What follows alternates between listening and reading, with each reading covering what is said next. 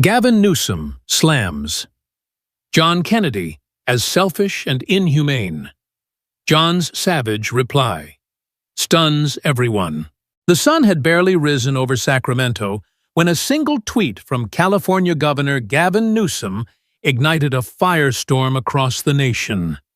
In bold, accusatory words, he branded Senator John Neely Kennedy of Louisiana as selfish and inhumane, claiming the senator was gallivanting at Disneyland while families in California struggled under the weight of economic hardship. Attached to the tweet was a damning photograph Kennedy, with his unmistakable Southern charm, smiling broadly amidst a crowd of laughing children, the iconic Sleeping Beauty castle gleaming in the background. The image meant to paint Kennedy as callous and out of touch spread like wildfire across social media. Within minutes, hashtags like #KennedyExposed and #DisneylandScandal were trending on X each post, amplifying the outrage with a fervor that seemed to pulse through the digital veins of America. News outlets hungry for a headline pounced on the story, their anchors reciting Newsom's words with grave tones, as if Kennedy's presence at a theme park was a betrayal of the highest order. In California, the reaction was swift and visceral. Protesters gathered outside the state capitol in Sacramento, their signs bobbing in the morning light, emblazoned with slogans like "Families in Crisis," "Kennedy at Play," and "Shame on You, Senator," the crowd. A mix of young activists and frustrated parents chanted in unison, their voices carrying a raw edge of betrayal.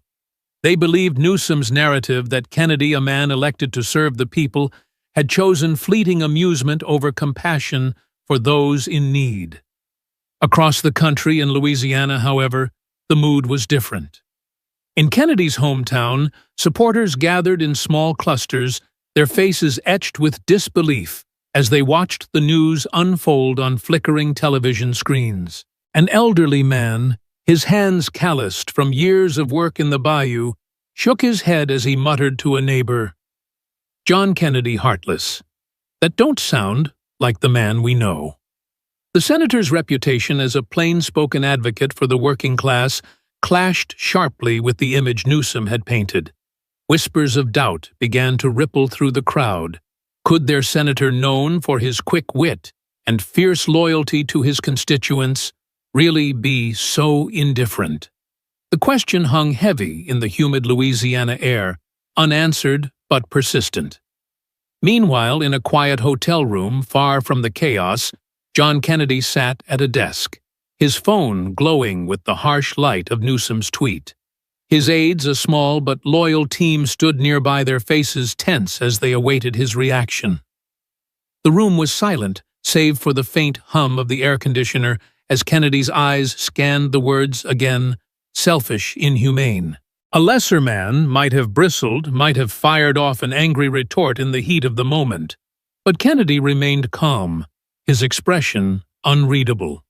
He leaned back in his chair, his fingers drumming lightly on the desk, and then, in a low, deliberate voice, he spoke a single sentence that sent a chill through his team. "Gavin, you've just stepped into a fight you won't win." The media frenzy intensified. Reporters hounded Kennedy's press secretary, a seasoned operative named Clara, who stood firm under the barrage of questions. Is it true Senator Kennedy was at Disneyland while families in California are suffering? One journalist demanded, shoving a microphone in her face.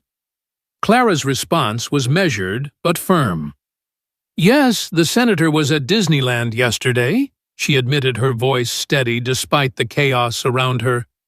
"But you're missing the real story here. You don't know why he was there." Her words, cryptic yet confident, only fueled the speculation. News networks ran the clip on a loop, pairing it with Newsom's tweet and the now infamous photo of Kennedy at Disneyland. Pundits weighed in, their voices dripping with indignation as they accused Kennedy of hypocrisy, of turning his back on the vulnerable for a day of frivolous fun. The narrative was taking shape, and it wasn't kind to the senator from Louisiana. Social media became a battleground, with some users decrying Kennedy as a symbol of privilege, while others, mostly from his home state, defended him, insisting there was more to the story. Wait for John to speak. One X post read, garnering thousands of likes. He's never let us down before. Amid the growing storm, a quieter, more poignant scene was unfolding, one that the cameras and hashtags hadn't yet captured. At Disneyland, the day before Newsom's tweet, John Kennedy had walked through the park not as a tourist seeking thrills, but as a guest of a small group of children battling serious illnesses. Among them was Emily, a 7-year-old girl with leukemia, her frail frame wrapped in a bright pink scarf that covered her bald head. Her eyes, though tired, sparkled with a resilience that seemed to defy her condition. Kennedy had knelt beside her wheelchair, his voice soft, as he asked her about her